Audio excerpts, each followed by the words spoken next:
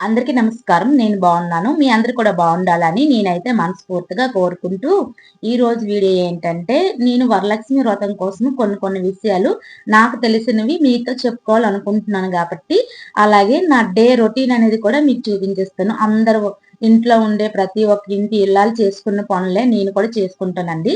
అయితే ఉదయాన్న అనేది టీతో అయితే మొదలవుద్ది మా డే అనేది. టీ అయితే తాగేసాక ఇంకా తెల్లవారి ఇంకా క్యారెట్ రైస్ అయితే చేసి లంచ్ బాక్స్‌కి అయితే కట్టేసాను. ఆ క్యారెట్ రైసే మేము కూడా ఉదయం అనేది టిఫిన్ చేయలేదు. అదే తినేసి అయిపోయింది కదా! ఇంక మధ్యాహ్నంకైతే ఇంకా నాకు, మా అత్తయ్యకి ఇద్దరికి కలిపి మళ్ళీ వంట చేస్తున్నాను. అంటే కాకరకాయ కూర వండాలనుకుంటున్నాను. అలాగే రసం పెట్టాలి, అన్నం పెట్టాలి 2 కూడాను. అయితే వరలక్ష్మి వ్రతం కోసం నేను మాట్లాడాలనుకుంటున్నాను కదండీ!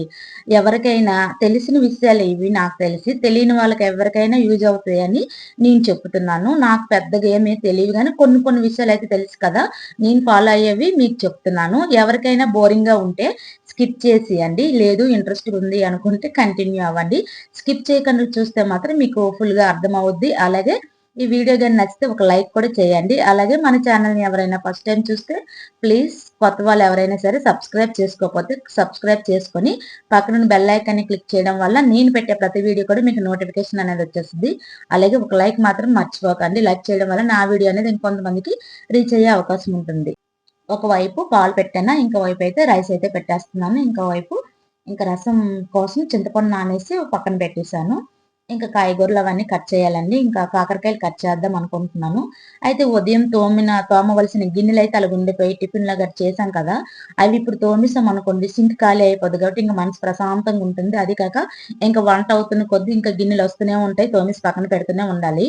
అయితే నేను నా వీడియోలో ఒకటి ఆల్రెడీ పెట్టున్నానండి. అంటే గిన్నెలు తోముకోవడానికి ఒక లిక్విడ్ అయితే తయారు చేశాను. అది బానే యూజ్ అవుతుంది. నేను స్టార్ట్ వీడియోలో పెట్టాను. ఎవరికైనా ఇంట్రెస్ట్ ఉంటే చూడండి. ఇప్పుడు నేననేది ఆ లిక్విడ్ అయిపోయిందండి. మామూలు సబ్బుతోనే తోముకుంటున్నాను.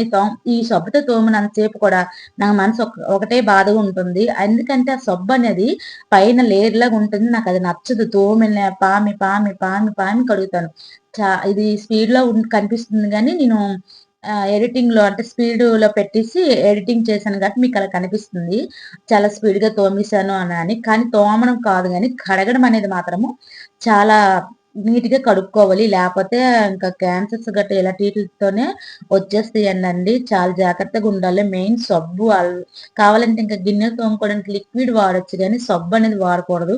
కానీ సమయంకి ఏది లేనప్పుడు అదే వాడేస్తుంటాను. ఇంకా లిక్విడ్ అయిపోయింది.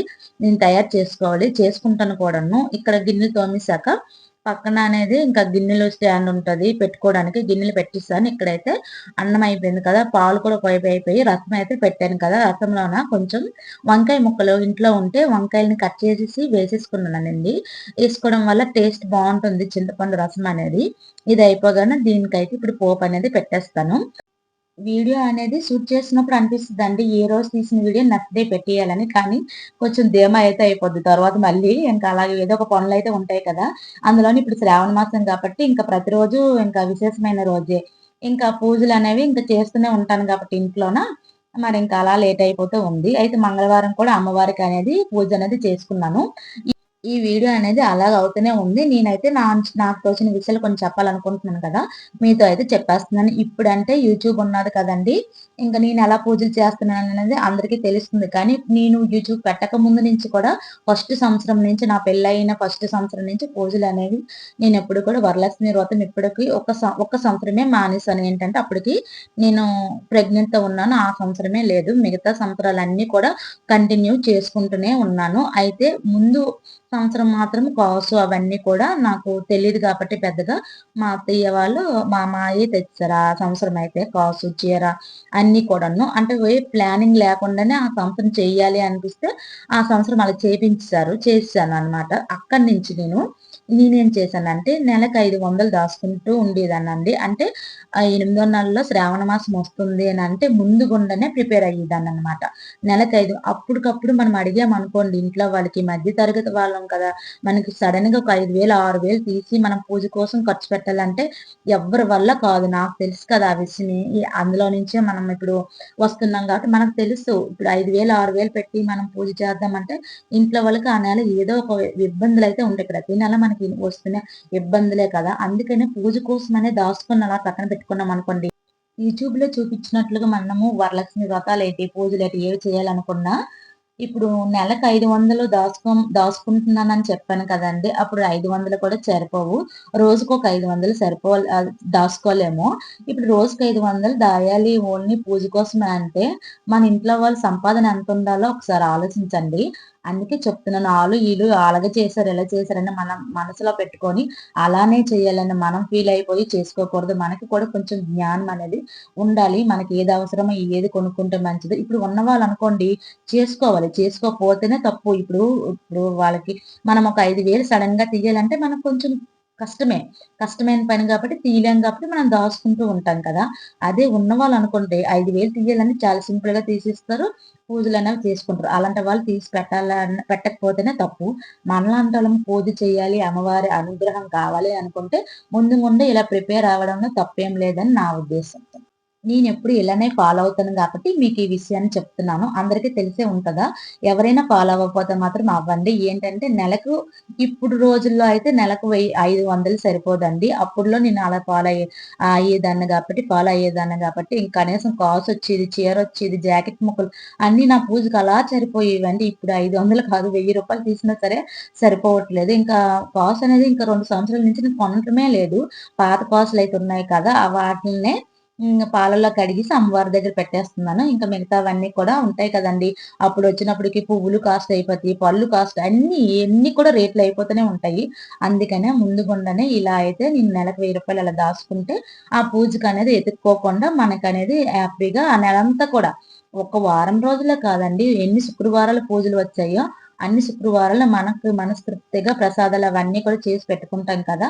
వాటిలతో పాటు అలా చేసుకోవచ్చు. ఆ డబ్బులు గాని ఉంటే ఆ నెలంతా కూడా ఎటువంటి ఇబ్బందులు లేకుండా హ్యాపీగా చేసుకోవచ్చు. కొంతమందయితే ఎన్ని వారాలయితే అన్ని వారాలు కొత్త చీరలు కట్టాలంట.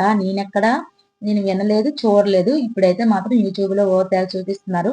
వాళ్ళలాగైతే మాత్రం ఫాలో అవ్వద్దు. మనం ఫస్ట్ నుంచి ఎలా చేసుకొస్తున్నామో అలానే చేసుకొచ్చేదాం. మనకి ఎంత స్తోమత ఉందో అంతలోనే చేద్దాం. మరీ మన స్తోమతకు మించి చేసుకున్న తర్వాత చాలా మనమే ఇబ్బందులు పడిపోతాము. అది అంటే ఆ వరమహాలక్ష్మి దేవి మనకు అడుగుతదేంటండి, నాకు అలాంటి పట్టు చీరలు కడితేనే నేను మీ ఇంటికొచ్చి వరాలిస్తాను, లేకపోతే నేనివ్వను అని ఏమి అనరు కదా! మనకి స్తోమత ఎంతుందో అంతలాగే భక్తితో చేశామంటే ఆ వరమహాలక్ష్మి దేవి మనకి వరాలిస్తూనే ఉంటారండి. ఎందుకంటే మనకి ఒకసారి స్టార్ట్ చేశామంటే పూజ మనకే అర్థమైపోద్ది. ఆ అమ్మవారి రిజల్ట్ ఏంటో. అంటే ఫస్ట్ సంవత్సరం ఎలా చేసుకుంటాము, రెండో సంవత్సరం ఎలా చేసుకుంటాం, ఒకసారి మనలో మనమే ఊహించుకోండి. నాకైతే మాత్రం ఫస్ట్ సంవత్సరం చేసుకున్న దానికి, పోయిన సంవత్సరం చేసుకున్న దానికి చాలా చాలా చాలా తేడా ఉంది. అందుకనే నమ్మకంతో అమ్మవారిని ఇష్టంగా పూజనేది చేసుకుంటాను. ఆ వ ఏవో నాకు తెలిసిన 4 విషయాలు మీతో చెప్పుకున్నాను. అయితే ఇది మంగళవారం సంధ్యా సమయంలో ఇంట్లో అయితే అమ్మవారికి ఇలా దీపారాధన చేసుకొని పూజ అనేది చేసేసుకున్నాను. నాకు తెలిసిన మా ఫ్యామిలీ మెంబర్స్ అందరూ కూడాను నేను ప్రతి నెల ఇలాగా వరలక్ష్మి పూజ కోసం దాసుకుంటాను కదండీ డబ్బులు. మా వాళ్ళందరూ కూడా ఫాలో అవుతారు. మీకు కూడా ఏదైనా యూజ్ అవుతదని ఈ విషయం చెప్పాను. వీడియో నచ్చితే సబ్స్క్రైబ్.